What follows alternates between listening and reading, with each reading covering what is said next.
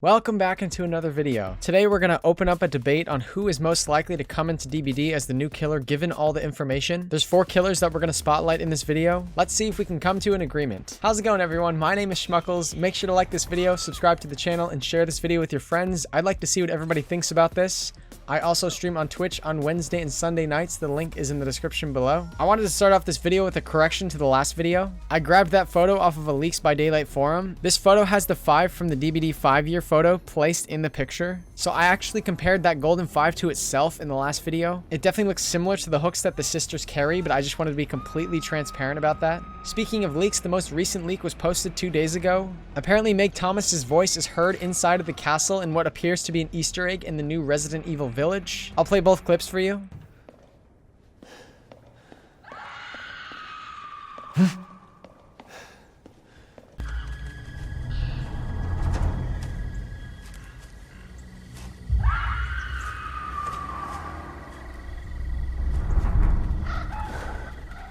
When researching this leak, one of the questions asked that seemed valid was this just a generic sound effect, or was it from a DBD sound library? It's definitely the same sound effect, but it could have been from a stock sound effect library. So I'm not sure if it's a coincidence or not, but a new castle map would be epic in DBD. Although it seems like an OG Resident Evil killer should be the new DBD killer, a lot of evidence suggests otherwise. It's kind of crazy how confident a lot of people seem. I just wanted to say that I'm going to support Behavior's decision no matter what direction they decide to take this chapter. I did a poll asking everyone which killer they thought was likely, and we are so split up, it's insane. Nemesis is the least voted right now. We have a lot of OG Resident Evil fans, and we have people in love with the new Resident Evil Village. We're going to be as objective as possible in this video. Let's first talk about when Behavior and Capcom's collaboration started. I found an interview that could suggest when this started. It became a couple of years ago, we started saying this is the place where all of horror lives.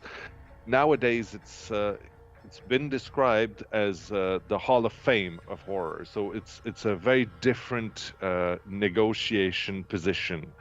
So now we get actually poked by, it happened actually very lately, we get poked by some people who own very important and exciting licenses, and they go, you know what, we think our characters would be great in your game. And so that's fun. That's fun when it happens.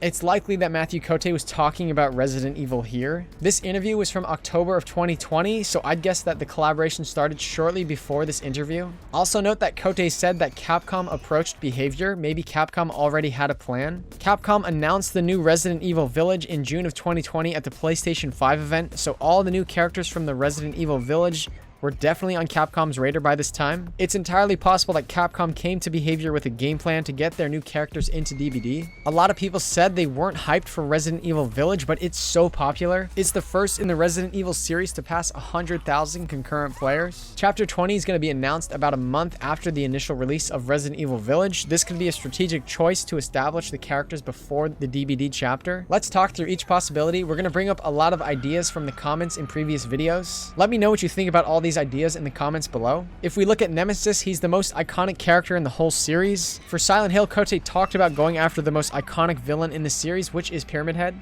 As far as the killer is concerned, we felt we didn't really have a choice to go with the most iconic, menacing presence out there, and go with Pyramid Head.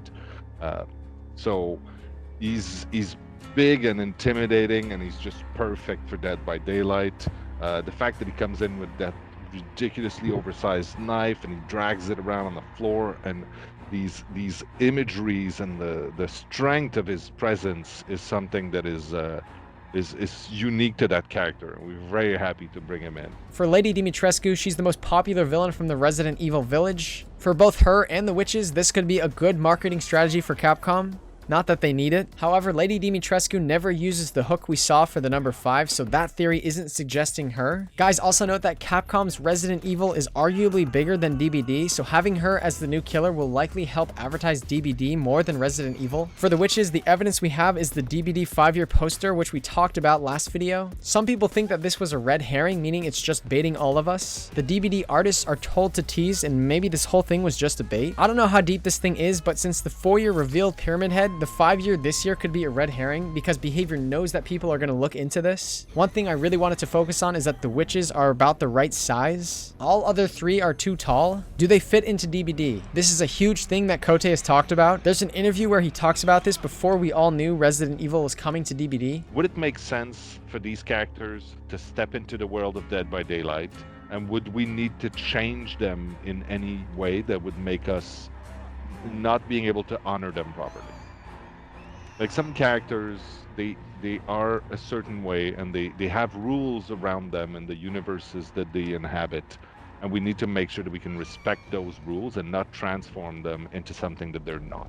They'd have to shrink all 3 tall killers in size so they can fit through doorways. They can't just introduce a killer that can't go into Killer Shack or any other threshold in DBD. Would shrinking the Lady, Nemesis, or Mr. X be doing them justice? On the other side of the coin, would bringing in the witches to DBD be disappointing too many fans? If they're bringing in the witches and only the witches, you're telling me that Kote made that statement in the Resident Evil anniversary event, hyping up the fans for a killer that nobody knew anything about at the time of that event? I'm not sure about that. That doesn't really add up to me. It's unclear which direction Behavior is going to take this. There are some ideas that are against the witches coming to DBD. Since the sisters are harmed by cold weather, would they make sense in realms like Ormond? One idea that I read said that the 5 could be teasing a witch nurse legendary skin, but would Capcom be cool with an idea like that? Objectively speaking, the chapter teaser, which may or may not give us insight into the new killer, didn't really reference or tease the witches at all. In fact, they seem to reference Resident Evil 1 through 3. This raises the question, will we get a second teaser? For Trickster, we got 2 teasers. They were both released a week before the chapter was announced. Will we see a chapter teaser on the Tuesday or Thursday before the chapter reveal on May 25th?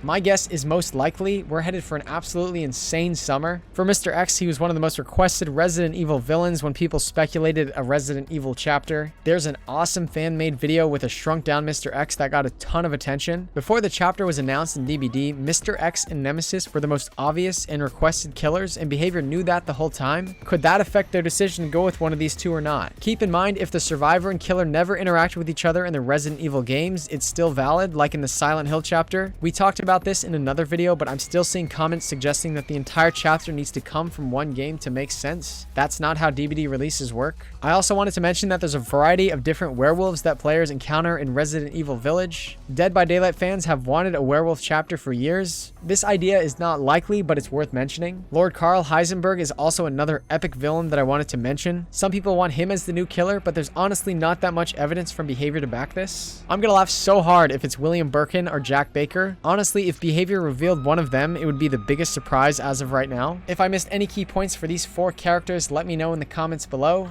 Make sure to like this video and subscribe to the channel if you want to be notified the next time that I post. Thank you all for watching this video. I'll see you in the next one, or I'll see you even sooner on Twitch for those of you who are able to stop by.